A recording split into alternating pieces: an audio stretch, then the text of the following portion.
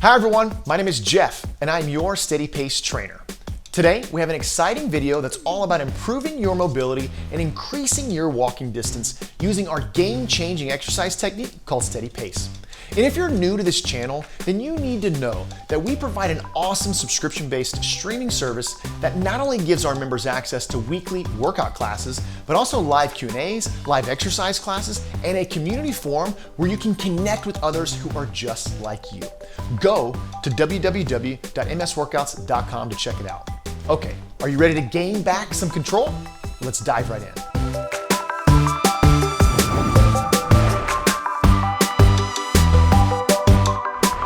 Let's execute the Steady Pace dynamic leg extension targeting the quadricep.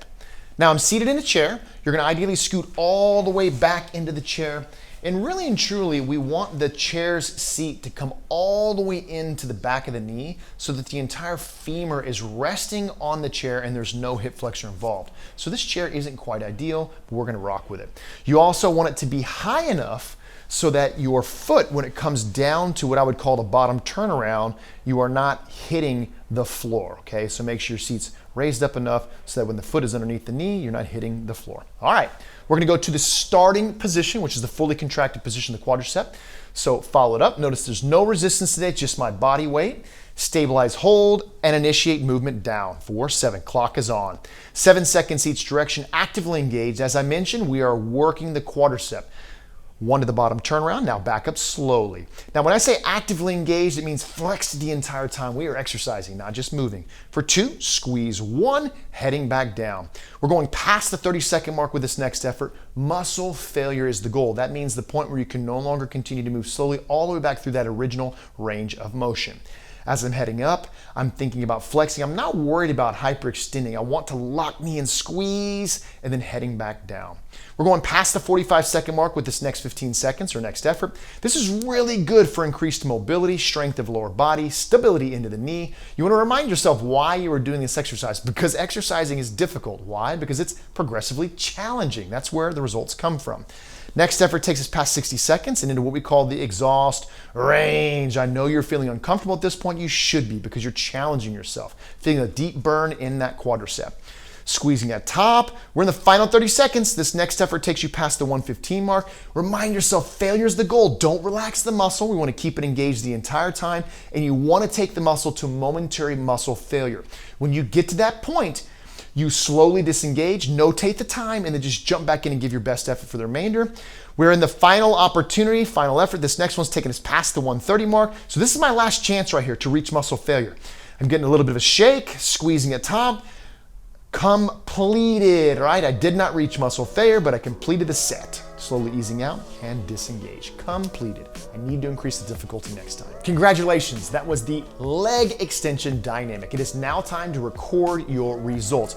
Make sure you print off the PDF progress journal that you have access to in the description box. If you don't already have something, you're gonna record not only the resistance you used, but the time that you made it to. What I mean by that, the resistance, I just used body weight. You may be using a band. The resistance is the challenge. The time that you made it to is ideally whatever time you reach muscle failure on the clock. If you made it the entire 130, then you completed the exercise and it's time to increase the difficulty. Also, make sure that you execute this exercise on the left and the right side. Don't play favorites. It's important to have a strong body on both sides. Okay, now that that's in the books, let's go ahead and jump into the next exercise, which is a bridge going to the posterior side of the lower body. Let's execute that metabolic hip bridge that's going to isolate the hamstrings, glutes, and erectors or low back. All right, to get to the starting position, we're gonna scoot hips forward slightly.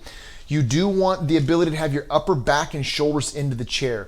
If you need to, scoot your chair all the way back into the wall so it does not tip over whenever you push through your heels and you elevate. We're gonna go what we call a metabolic or an isometric set, which means we're gonna hold at the top. So I'd like you to go ahead, push through heels, elevate hips into the air. Clock is on.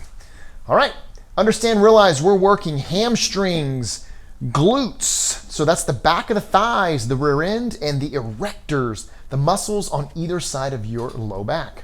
This is excellent for low back lumbar stability and strength of your lower body.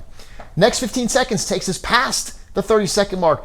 realize and understand we're exercising, right? Those of you that have been around the channel long enough know muscle failure is the goal. We're not just moving, we're exercising. So muscle failure in this exercise, isometrically or metabolically, will be when you can no longer keep the hips fully engaged. That's success. That's what we're looking for. You don't want to relax the muscles or come out of this exercise until you can no longer continue. Now notice there's no resistance on my hips today. I'm just using my body weight. I'm squeezing my glutes, flaring my knees, staying through my heels. I don't feel any pain in my low back. You should not either. Remind yourself that this is good for not only stability into your low back and strength in your hips, but it's going to allow you to walk for longer distances and increase your strength of your lower body. Okay, we're there. We're in the exhaust rings. That's the final 30 seconds. In a reality where we should be reaching muscle failure if it's an appropriate difficulty to give you the best results. All right, we're going past that 115 mark. Notice there's a shake in my body, but I'm still engaged. I'm not fully exhausted to reach successful failure yet. No more than 10 seconds, staying through heels. If you've already reached muscle failure, great for you, right? You notate the time, then just jump back in and keep giving your best effort. One more second and completed. Oh, my rear end is burning. Completed. Congratulations on finishing that isometric or metabolic hip bridge. You got it. It is now time to record your results. We're not just moving, we're exercising. So you need to make sure you understand what you did and what you need to do next time. So again, make sure you're writing resistance. This time it was my body weight. You're writing the time. If you successfully reached failure, you should have notated the time that was on the clock, right? If you completed the exercise and made it the entire 130 without successfully reaching failure, then you need to notate that you need to increase the difficulty next time.